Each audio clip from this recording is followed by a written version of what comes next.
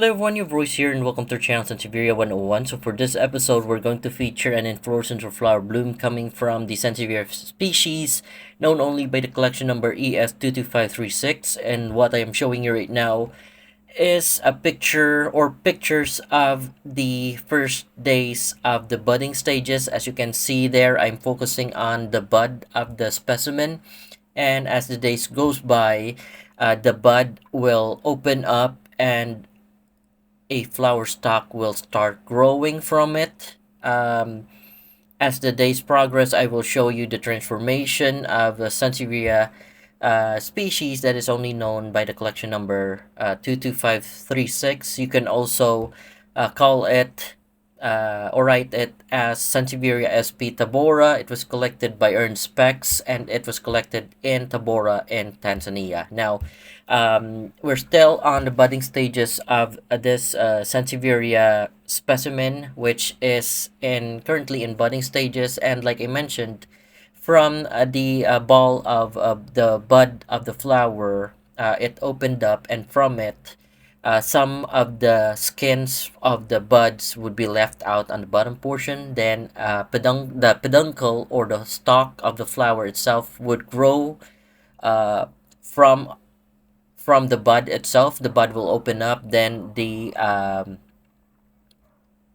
peduncle or the flower stalk will spike from it. And what you see right now is the stalk growing in height, and the flower tubes are also starting to grow apart from each other. Um, I have spotted it last July 6, 2024, and in a couple of days, it has transformed to a tall stalk, wherein we will measure on the second part. What I'm showing you right now are the budding skins that were left on the bottom part of the inflorescence or the flower stalk. They are also called bracts, so I call them peduncle bracts because they are bracts that were left out from the peduncle of the inflorescence. And what I'm showing you right now is something very close to the blooming stages. Right now, it's still budding stages, and this next picture is already or have transitioned into the blooming stages, wherein it took 23 days coming from the budding phase and transforming into the blooming phase of the inflorescence of this specimen ES22536. So uh, actually, this was yesterday, and a few more of the flower tubes have opened up. So the next part will be the actual video clip of the specimen ES22536 itself, and I will discuss how or several characteristics of the Sansevieria inflorescence that we are featuring for you right now. So in a bit, we will be showing you the video clip of the inflorescence of ES22536. Alright folks, so this is the second part of the content wherein we will be discussing the characteristics of the inflorescence or flower bloom of the Sansevieria species, which is known only by the collection number ES22536. And this is how it looks like. The flower stalk is not growing straight up. It is bending towards the right. And by the way, ES22536 is found in Tabora, Tanzania. And what we are going to do first is we will be checking the flowers per cluster. On the bottom part, I'm seeing actually 4 to 5 flowers in a cluster, and on the middle part there are actually some clusters that are ending up in 3, and then on the topmost portion reducing to 2, then on the topmost portion or the top portion or the very top of it are actually just having one flower tubes attached directly to the peduncle or the stalk itself. Now on the center part, you would see this crown-like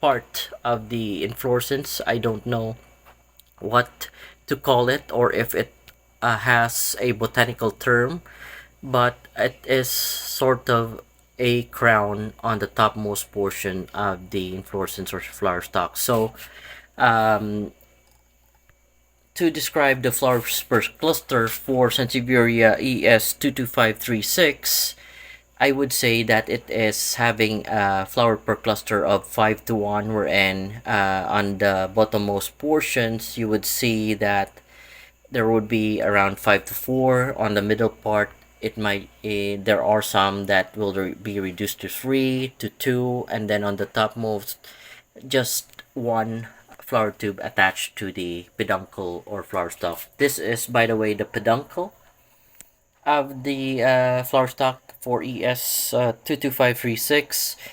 These are bud skins, or they are, I call them peduncle bracts, because you also have the bracts that are growing closely to the flower tubes, so those are flower bracts. So to describe them, there are some more bracts on the bottom portion, and I have described them on the start of the video as the bud of the plant, and then as the bud grows, it will leave behind a certain portion of the skin, which in botanical terms are bracts. In simpler terms, they are bud skins or budding skins that are left out as the stalk would grow taller as it progresses. So next would be, we will be taking measurements of the flower tubes. We'll start on the bottom portion. We'll find the longest flower tubes that we can measure. And I'm actually measuring 48.7. The flower tubes are varying in length, but the longest ones on the bottommost portions, I have measured something very close to 50 millimeters. Then as we go to the top, they become as short as 22.5 millimeters. So that is how long the flower tubes on an inflorescence of ES22536, which is Sansevieria species that is found in Tabora, Tanzania. Flower cluster would be 4 to 5, like I mentioned, on the bottommost portion. On the middle part, reducing to about 3, then to the uppermost part, which is just one flower tube attached to the peduncle, like I mentioned.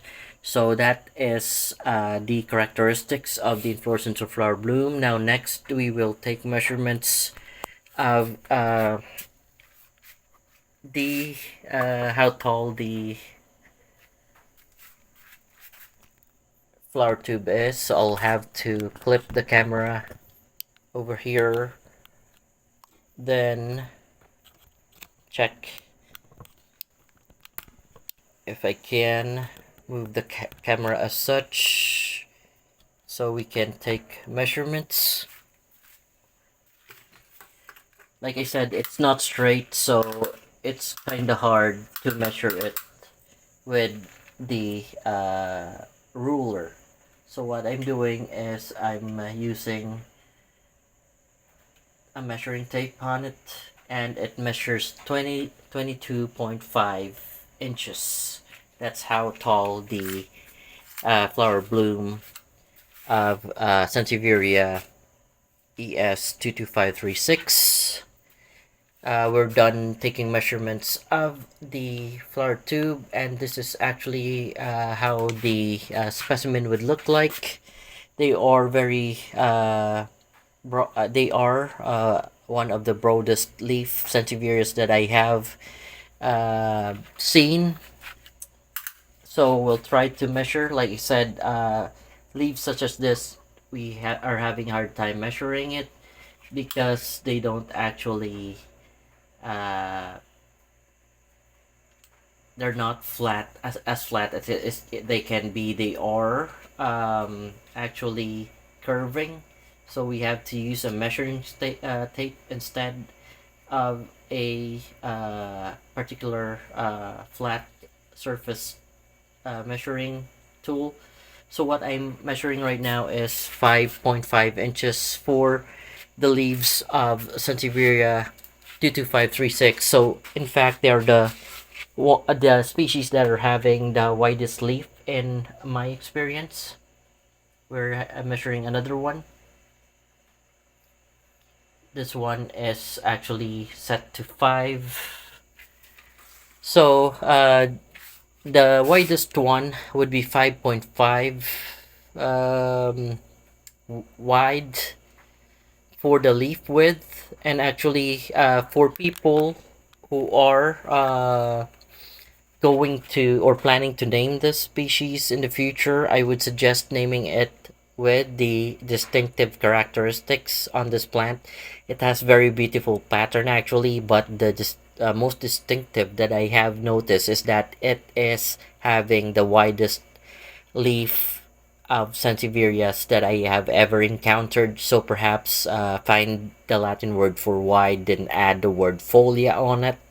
So whatever the translation of wide in Latin, I will check that later on and I'll add that on the comments below.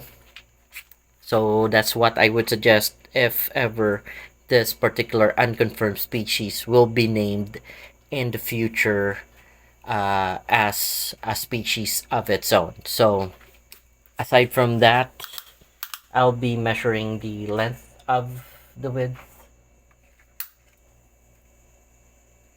I'm actually measuring 15 inches, and actually this is a more precise tool to measure leaves that are not very straight, like such as trifasciatus, because the leaves of Sansevieria 22536 is actually uh, drooping down or having curve horizontally and curve vertically. So I'm getting the measure of for this one,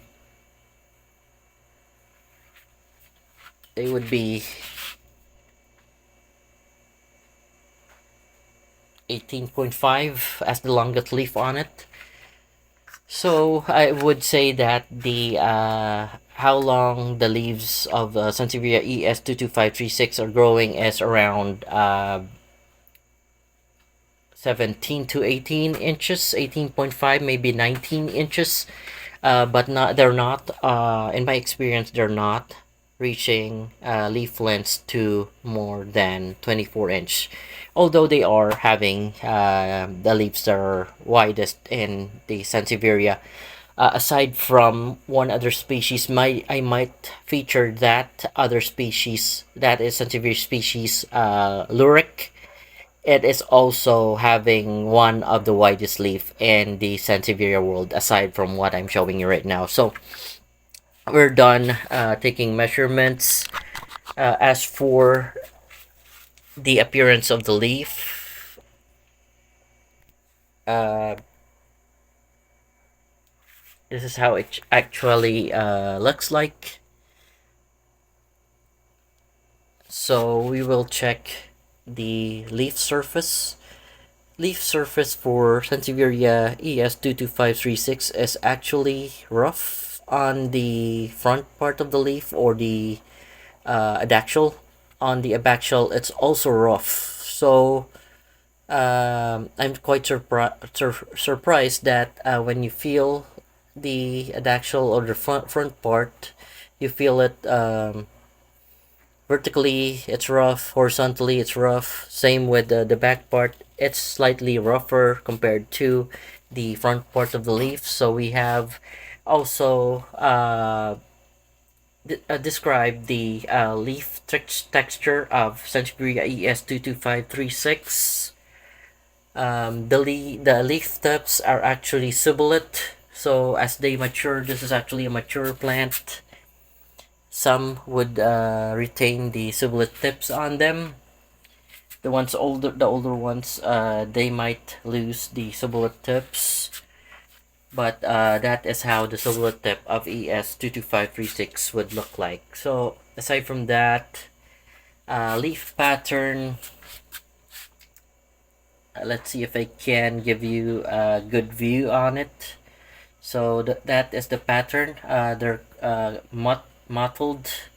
There are mottlings on it. There are outline of dark green, and they sort of have a diamond shape and a dark green outline on them. So the light green color looks like they are in the shape of diamond, and then there is a dark outline on it.